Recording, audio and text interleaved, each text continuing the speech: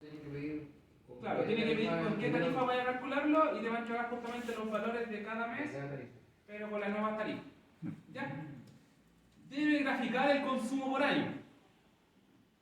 Debe guardar un fichero con los datos solicitados anteriormente como un resumen. Tiene que hacer un resumen de cada una justamente del año. ¿Ya? Esto pueden, ojo, hay algunas partes, esto en este caso guarden un archivo TXT, ya que fue lo que yo alcancé a enseñar en la clase. Si lo hacía en un Excel y lo guardaba en CSV, igual cumpliría, y también es lo mismo. ¿Ya? Pero lo que yo alcancé a explicar en la clase, antes de que me enfermara, es justamente el detalle del TXT, cómo sacar los archivos de texto. ¿Ya?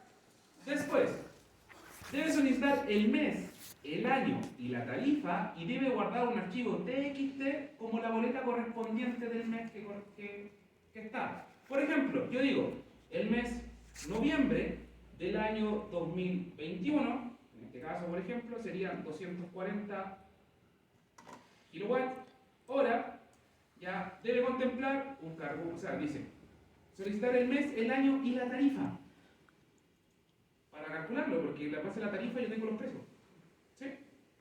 Entonces, la tarifa debe guardar un archivo TXT como la boleta correspondiente, es como solicitar una boleta al script. ¿Sí? Debe contemplar un cargo fijo de 3 kWh, un consumo por alta demanda de 35% en total de la boleta por los meses abril, mayo, junio y julio. ¿Ya? El 35% del consumo. Y eso se tiene que calcular justamente cuánto fue el consumo total y el valor monetario que sale justamente eso. ¿Sí? Y lo cual tiene que guardar, no tiene que entregarlo en el print, sino que tiene que entregarlo justamente dentro del TXT como archivo. Esta es la boleta de julio. ¿Sí? Entonces me va a solicitar a mí cuál es el mes, ¿sí? Cuál es el año y cuál es la tarifa base, si es BT1, BT2 o BT3. En base a eso, me va a guardar automáticamente el archivo TXT que yo voy a ir a buscar.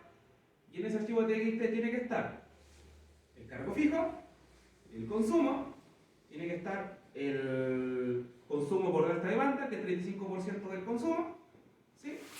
Todo eso obviamente multiplicado por el valor de la tarifa. Y eso me va a dar justamente el total de la boleta. ¿Se entiende, cierto? Y eso que no le puse justamente por tema de la calidad energética. Pero esos 35 es solo para el mes abril, mayo, junio y julio. Exacto. Si yo, por ejemplo, le pido la boleta de septiembre, no se tiene que contemplar el consumo por alta demanda. ¿Sí? Profe, ¿y la boleta se sobrescribe o queda en registro? Podéis colocarla como registro al tiro. Si yo solicito, pues me guarda el tiro. Ya, pero a eso me refería, queda como en historial. Claro, o sea, la verdad es que me genere un texto, un archivo de texto distinto, un archivo de texto con el nombre de la boleta. Ah, ya, pero... Boleta marzo, 2000 tanto. Ya. Chao. ¿Sí? Y igualmente que se puede crear justamente solito el archivo. Y va a ser, porque si lo colocáis en el archivo, si lo escribís el archivo, puede justamente vaya a dejar la escoba hacia abajo, entonces mejor que lo hagas con una boleta nueva, va a ser más fácil. ¿Ya? Ese es el ejercicio 1. Ejercicio número 2. Realizar un script de Python y grafica el comportamiento de un termistor que se comporta de la siguiente ecuación, donde tengo R es igual a R0 por la exponencial de beta 1 sobre t menos 1 sobre t0. ¿Ya? ¿Qué es beta? Beta es una constante, ¿cierto? Que son 3977, que eso depende de qué tipo de termistor estáis ocupando. Eso depende del datasheet del termistor. ¿Sí? Pero yo le dejé el tiro del beta. Oh, lo voy a dejar mejor para analizar la jodilla, ya no importa. Tercero, es la temperatura de referencia. En este caso, la temperatura en la ecuación tiene que entrar en Kelvin, pero yo dejé la temperatura de referencia en Celsius, que son 25 grados. ¿Sí? O sea, tiene que ser 25 más 273 para ingresar a la ecuación. T va a ser la temperatura a medir. R, la resistencia de referencia, que en este caso van a ser 10 kiloohms. ¿Sí? Ahora, el script debe guardar todos los valores del termistor en un fichero de temperatura en Celsius, registradas, o sea, Celsius resistencia en ohm. La temperatura tiene que estar en Celsius y la resistencia tiene que estar en ohm.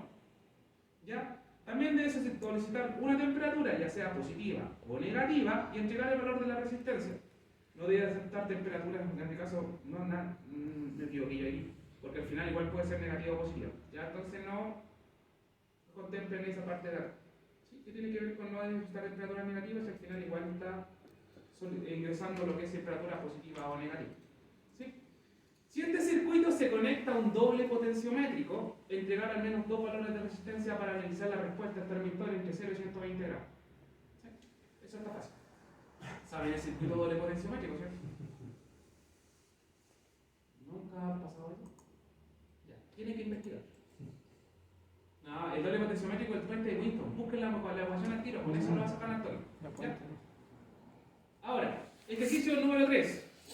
Resuelvan el kit de Python que entregue el valor y grafique la temperatura versus la resistencia de una PT100 desde un rango de menos 50 a 350 grados Celsius. Y solicito un valor de temperatura que indique dónde se encuentra en la recta. O sea, me va a graficar y si yo ingreso un valor, no sé, 70 grados, me va a sacar un puntito, aquí estoy. Eso es todo. ¿Ya? Debe guardar una tabla con la PT100 en un archivo TXT y si no se respeta el rango, debe ingresar la temperatura, volver a preguntar. Eso es toda la prueba. Puede comenzar al tiro y la entrega es hasta el domingo, hasta las 23:59. No recibo archivos fuera del horario. ¿Ya? Así que si esta prueba la sacan en una hora, pueden sacarla.